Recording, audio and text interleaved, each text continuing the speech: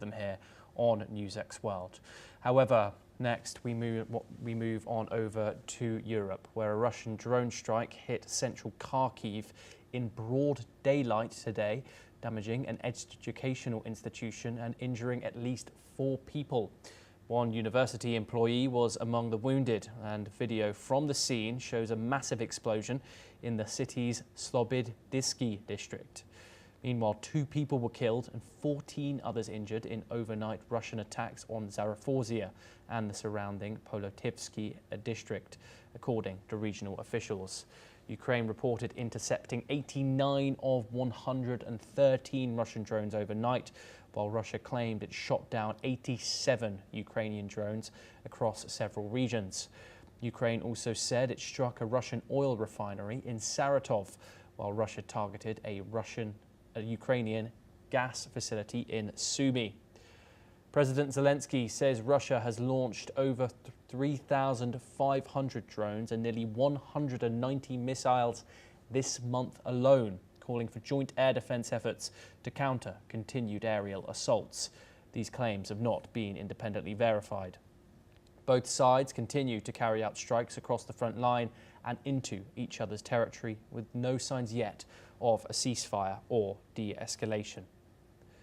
We are now joined by Alison Mutler. She is the former Associated Press bureau chief in Romania, and she joins us live from Bucharest. Thank you very much, Alison, for joining us and taking the time and speaking to us on this issue. Let's start, Alison, with these strikes on Kharkiv, a highly contentious place in this war.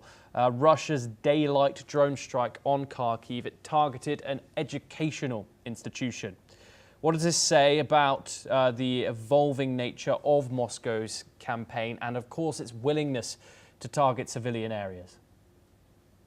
I think what we're seeing is an escalation of Russia's invasion, Russia's war against Ukraine. The fact that it's no longer targeting military, no longer hitting military just military targets or infrastructure like bridges, but they're actually going for civilian targets.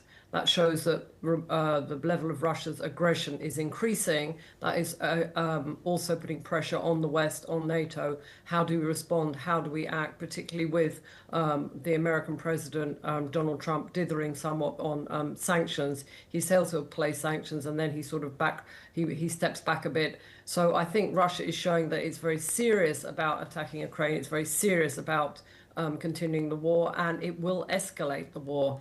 And it seems to me the only thing that would hold Russia back is either it manages to convince the West to some sort of ceasefire, which would be unfavorable to Ukraine, or that the West does and NATO does apply more force and sanctions have been promised, but they haven't come through on them. Alison, just very quickly, because we're running out of time. Some European publics are growing very wary of the war.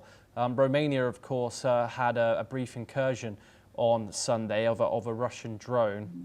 How sustainable is this long-term European support for Ukraine amid domestic political and economic pressures?